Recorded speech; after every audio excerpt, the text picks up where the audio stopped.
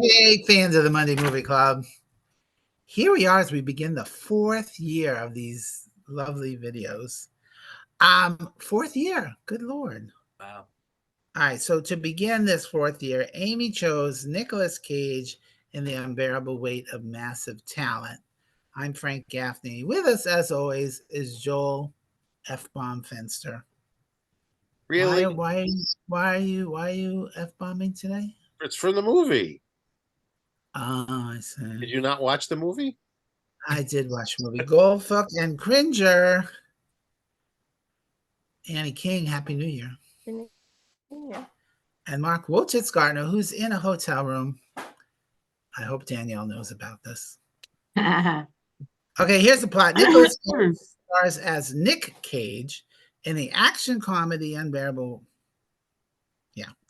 Creatively unfulfilled and facing financial ruin, the fictionalized version of Cage accepts a $1 million offer to attend the birthday of a dangerous superfan played by Pedro Pascal in his free time, obviously, because he has so much of it. Let me just say up front, I'm not a fan of Nicolas Cage. And no doubt he's had a very strange acting career. What was it, 70 movies or something? Especially the last decade or so, where his choices are just getting weirder and weirder. And it's come to a point, for me anyway, and I'm sure some of his supposed fans, that you just can't take him seriously anymore. So this may seem like the perfect vehicle. Does he ever turn down a role? That's my question. Well, I'm going to address what you just said. A lot of his choices are because he is in financial woes, which is why he's taking all these crap movies straight to video movies. And so that's why he won't turn down a role. And I have to say, in his defense, even if the movie is a crap movie, he is always interesting at the very least. Yes. Okay, so that brings us to 2022's Unbearable Weight of Massive Talent, which he was one of the producers of this movie, so he's in it on the joke, which kind of deflates it a little bit for me. And I know, Amy, you said something about Oscar, but obviously it was not this year, so there's no Oscar for him. What was the opening clip? So they must have spent a lot of the budget on clips from Nicolas Cage movies. I heard Trish Yearwood sing "How Do I Live." That's from Con Air. Is that where the clip was from? That opening first clip? I don't remember that. Oh, I actually think the opening first clip was made for the movie. Wasn't it? Yeah, that's what I assumed. No, then I guess it was the next one then, because I definitely when he was there with the little girl, that was from Con Air. Yeah. All right. It's been so long since I've seen it. I don't remember. I've never seen it. So and oh my God, what he looks like right now, the toupee, geez, the fake teeth, oh my gosh. And those huge rings really should have gotten billing because they were such a big part of like putting them over. And so the opening had promise for me because, when he says to the director, "Do you want to hear me read?" And then he does the thing, it was over the top and it was cute. And then another funny idea that I don't think really came to fruition was talking to the young Nicky Cage. That, de-aging him and seeing him doing that stuff. But somehow it didn't quite gel into something really worth seeing. They didn't do it enough to make it cement into the film. And something should have, like the end should have had something to do with it. And the kiss was weird, and the de-aging wasn't done right. Yeah, I agree. Yeah. So it was a nice idea, but it didn't really get. Okay, Neil Patrick Harris is his agent. That's cute. And I looked it up because I'm like, how much of this is really close to what he's doing? He has no daughter who's 15 years old. He has a 33-year-old son, an 18-year-old son, and a 1-year-old daughter. He's 59 with a 1-year-old daughter. He better be looking for school with ramps so he can go to the graduation. But now you know why he's doing all these crappy movies. And then there was another clip. Cut the chit chat, you a-hole. What movie was that? And then Tiffany Haddish and Ike Barinholtz show up. So I'm like, oh, okay, we're going for funny. I am Javi. That joke didn't really play because we knew he was Javi. So what was funny about it? When he was like, you knew that Nicolas Cage thought he was just a servant or something. Oh, that joke, And yeah. it's like, I am Javi. I'm like, no kidding. We know. Yeah. That's not funny. No. So it was written and directed by two TV veterans, Tom Gormican, who is known for Ghosted and That Awkward Moment, which I never heard of either of those, and Kevin Ettis, who worked on Reaper, Workaholics, Scrubs, Desperate Housewives. Okay, those I heard of. And and so, I mean, I think Nicolas Cage and Pedro Pascal had a cute relationship. I'm just sorry their bromance was never consummated. That would have been nice. And then there was another Nick Cage movie, Shirley MacLaine, and I think I saw that one. That was Guarding Tess. Yeah, Guarding Test. Okay. And this is the thing. See, there was so much Nicolas Cage minutia in this movie. The writers really had to immerse themselves in everything Nicolas Cage so they could write the script. I don't envy there. And then it becomes a Nick Cage action adventure movie, which was just, I guess, like National Treasure, which we watched. But it was funny when he was like, I can play Sergio, and then he shows up in the makeup. That was funny. And was the human brain speech from one of his movies too? They referenced it. He referenced his own quote earlier, and then he used it again. So it's got to be, but I don't know which one. And then at the very end, we see the movie that became of this adventure, Javi's movie, and it was so funny because like all of a sudden it was a different actress being like maybe I looked away or something, and there was another actress, and then that was the transition to the movie version. It wasn't just another actress. Yeah. It was Demi Moore. Yeah.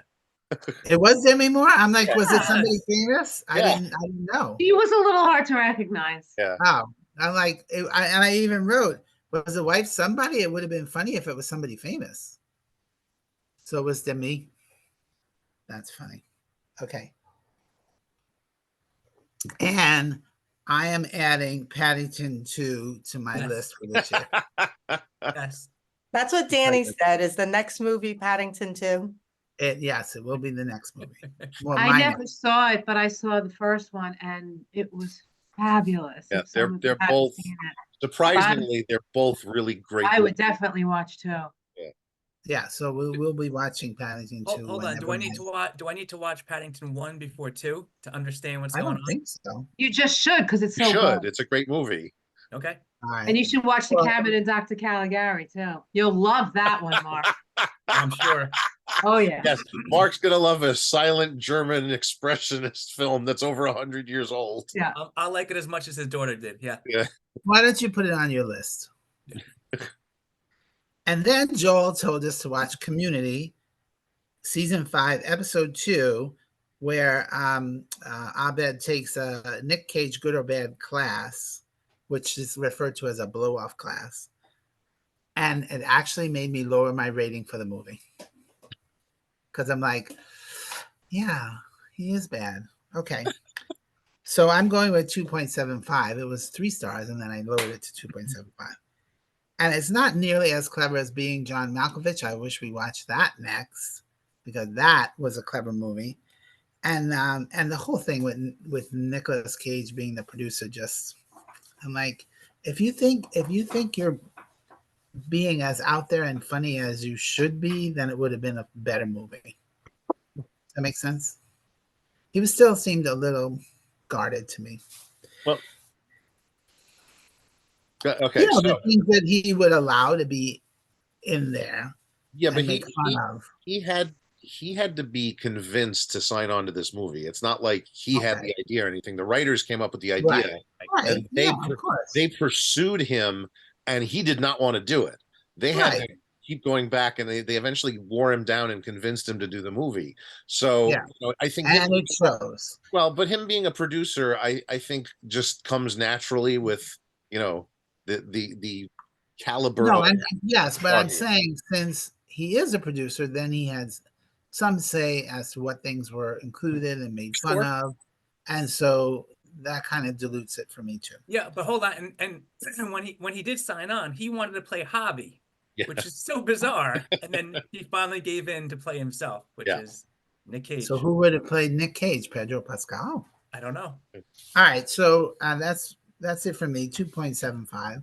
Amy, you love this movie. You put it on here. Why? Why the unbearable? I can't even remember the title anymore. The Unbearable lightness of being. Yeah. Yeah. Show me a Coke. That movie is so ingrained in our heads. I know. I saw it when it was, streaming in 2022, and I just something about it. I loved it. I love Pedro Pascal so much. Why don't you marry him? I would love to.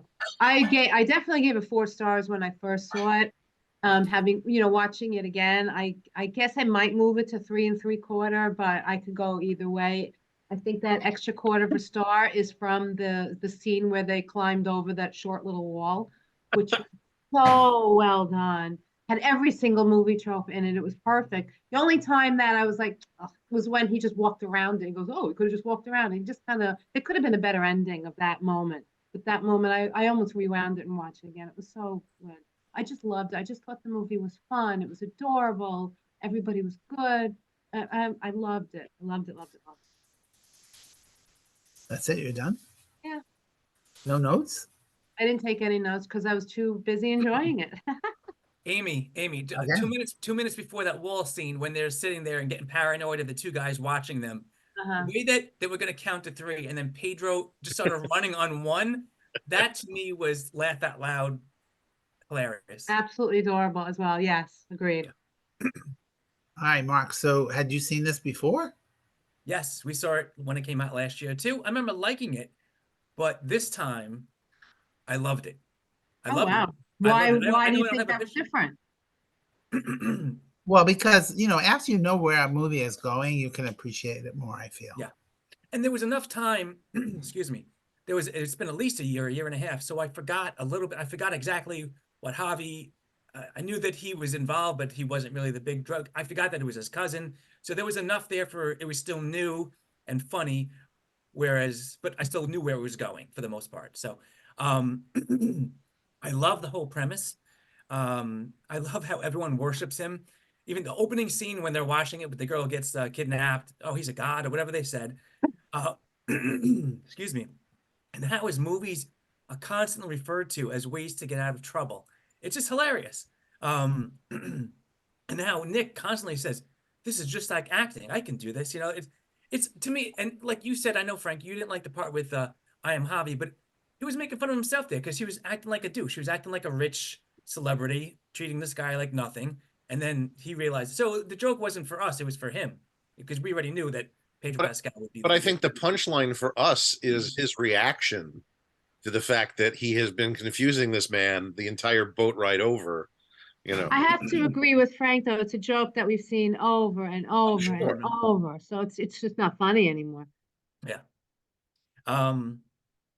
I love that the movie they're making is the movie that we're watching.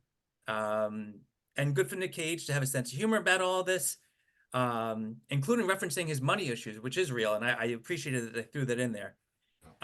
Tiffany Haddish yelling action to wake him up when he had drugged himself. That was adorable. That was adorable. And as Amy said, Pedro was just marvelous. And I loved their bromance, like you said, Frank. I mean, they had great chemistry together. Like Agree. I want to see part 2. I want to see them Yes. together in like a buddy cop movie or something. If Yeah. they kept that same dynamic. And let me just throw in, since you mentioned Tiffany, I like her, but I also am in love with Ike Barinholtz. He could also do no wrong. So any movie with He him can do is wrong to me. He's hit or miss. really. I like him, but I don't love him. And he was kind of wasted in this though. He had like a couple lines and he was Yeah, dead. yeah. For me, this is not an Oscar winner, but it was just so much fun. I also want to watch Paddington 2, 3.5 stars.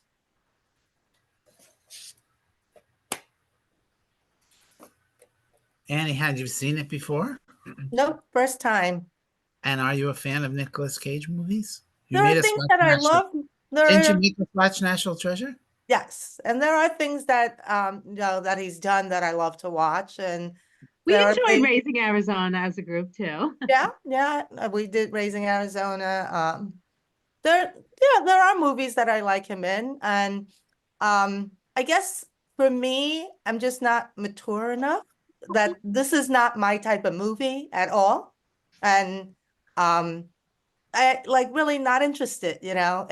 If a movie makes me think too much, then I check out. So there were funny parts, yes, and everything. But I was like, ugh, this is so stupid. Like he's playing himself, and it's where's this going? And then the CIA, and now he's an agent, and I'm like, ugh, this is so silly. So didn't do anything for me, except now we have to watch Paddington 2. So I would give it a 2.5 because it really didn't do anything for me. I'm out. But you know, again, this is what makes movies. Yes, on the other hand, I watched Gran Turismo also this weekend, and that I enjoyed. Okay. Was he in that? No, that was just an action movie. Oh, I see. Yeah. Yeah. Which was a bad movie, but I enjoyed it. It wasn't great, but I enjoyed it. I wonder if this group would even like being John Malkovich. I This love is the that thing. one. I've seen that one I've seen it. actually. Yeah. It was just so out there, and it really was completely committed to the premise. And I don't feel this movie was. Joel, had you seen it before? Yes. Joel, work with me here, will you? I'm working with you, Amy. Give me a second.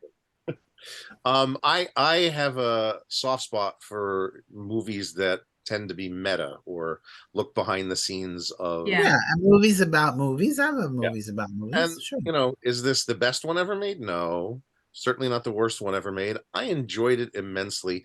I like Nicolas Cage. As I said, I mean, I'm not one of those people who's, oh, Nicolas Cage has a new movie, I have to go see it kind of thing. But if he's in something, I'm kind of like, Nicolas Cage is going to make this more interesting than the movie has any real right to be. Um, like, for example, Renfield, which came out this past year. How was that? I enjoyed it, and you know, because he was literally chewing the scenery in scenes, you know, and it just made the movie that much better, and made up for the fact that like, Aquafina was not funny in the movie, but but it was a comedy, right? But yeah, it was definitely a comedy. But he also, you know, he did a nice job kind of. There were a lot of hints of Bela Lugosi's Dracula in his performance that worked beautifully. So, anyway, yes, Natasha, I know. Oh my God. I have heard her say, that's not this movie. Yeah. Anyway, I even remember when we were watching National Treasure, he was so over the top. I'm like, I can't. Oh, I loved him in that. Yeah, you know, it depends on the movie, but he, as I said, even if it's a crap movie, he brings something to it that works. And I don't think this is a crap movie by any stretch of the imagination. I think it's a neat premise. I love the fact that he is poking fun at himself, even though it's completely, you know, a lot of it's completely fictional, that he doesn't have a daughter and wasn't married to a makeup artist and such. But it works. All that stuff works for the plot, which is kind of funny. I love Pedro Pascal. He is just so. My wife just swooned in the background. He just has such a charm to him that even when he's in crappy movies, he's the better part of the movie. You know, the Great Wall. Yeah, I was gonna say he's the only interesting part, even though the character is written completely wrong. He's the only interesting part in Wonder Woman 1984. So, Agreed. But you know, they have such a dynamic in this movie that I just think is wonderfully charming and brilliant to watch the two of them as they go on this adventure together. And you know, I had forgotten how detached his character was from the actual you know, gangster stuff, that he's just the figurehead. And I was so hoping that he was, you know, again hoping, like I did the first time I saw it, that he was still gonna not be the bad guy, and he's not the bad guy. He helps them escape and such. Spoiler alert. We're discussing the movie. You can't do this without spoilers, you know. Anyway, yeah, I'm just gonna say, what did you give it, Amy? A 3.75-ish? Yeah, I'll give it that. This is one of the biggest discrepancy Dichotomy. stars. Yeah. Sorry. Well, Natasha you wants don't to have to apologize. Natasha said she loved it. Does her vote count? Absolutely. No. I also give it a 3. Well, She then I also- have to throw in Danny's vote. Natasha said she also gives it a 3.75. So Was Danny also a no? no. He had actually seen it before me, so we watched it again. He Yeah, watched it again. I don't think I would watch it again. What did Danielle? Did Danielle like it, Mark? Yeah, she probably would go 3.5 too. So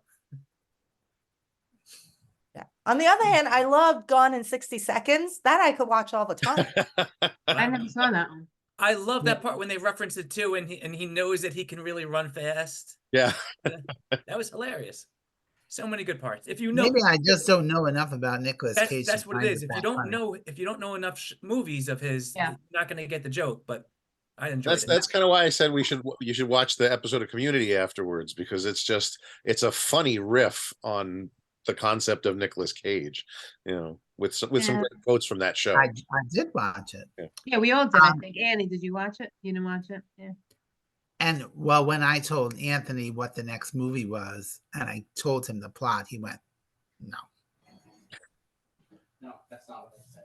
What? I said, oh, I guess Amy picked it. What did he say? I can't repeat it. All right, so The Unbearable Weight of Massive Talent is not available on your usual streaming services. It's on DirecTV or Stars. Who has that? Nobody. Not me. You can rent it from Prime for $3.99, which Annie did, I assume. No, I have stars. Oh, What? How do I watch Outlander without stars? well, if we had known that. I don't know how to get it to you, but I have My library has 22 copies of the movie, and 19 of them are still available. Wow. Next week is homework week because Joel's making us watch both versions of Superman 2. And it's all Mark's fault. Because last year he made us watch both parts of Kill Bill. So Joel's like, oh, then I could pick 2 movies to watch. Oh, it's in the same movie. I It's don't not get the it. same movie, though. It really It's not is the not. same movie. I hadn't seen 2 in quite a while, but then I watched the Richard Donner version, and it is a different movie. But again, it doesn't fit with part 1 anymore. He'd have to re-edit part 1 to fit part 2. Oh, right. I remember we discussed it. We discussed that. All right. And just so we're clear, the 2 Kill Bill movies together run like 5 hours. This is shorter than that. Oh, good. Not by much. Not by about an hour. But that's okay, because in a few weeks we're going to watch Paddington 1 and Paddington 2. So there. There you go. Okay, good. which All right, is why so- I'm putting off Twilight till next year. 'Cause it's You got to watch all 3 the same week. It's only 3, right? 4. 4. Oh, good Lord. All right. So the 1980 version, which is officially directed by Richard Lester, that one is on Max. And the Richard Donner version, the recut he did in 2006, that's on iTunes. You got to get it on iTunes. $3.99. Or the library, of course. I'm not going to remember all this. There's a 1980. Say that again. I need a pen. All right, just text it to me what I have. I'll text you the info, Annie. It's Thank it's you. actually very easy. I didn't think I made it complicated, but okay. All right, that's it for us. I guess Happy New Year. We're here Happy New Year. starting our fourth year, which we're happy to be here for. And what's going on? What is there something? What'd you do with the glasses? Are they on? It's blinking. Oh, I don't see blinking. Oh, I don't see blinking. No, nothing. Maybe you turned it off. Oh, I see a little bit. Yeah, it's like it's strobing very, very. Do you have lights on in the room? Maybe you could turn the lights off. Yeah. You can see it better. That's not. That was the lights going up, by the way. You have shades you could pull to stop the sun from No. coming in. That was the shade. No. Wow, no, it's bright in there. it's very bright in the room. You can Yeah, see it that's- a little bit better, but not by much. Oh, I see you're the one on the left, yeah. Yeah. Yeah. Okay, that's it. All right, that's Go it watch for a us. movie. I'm Frank Gaffney. Go watch a movie. And also with you. Happy New Year. Happy New Year.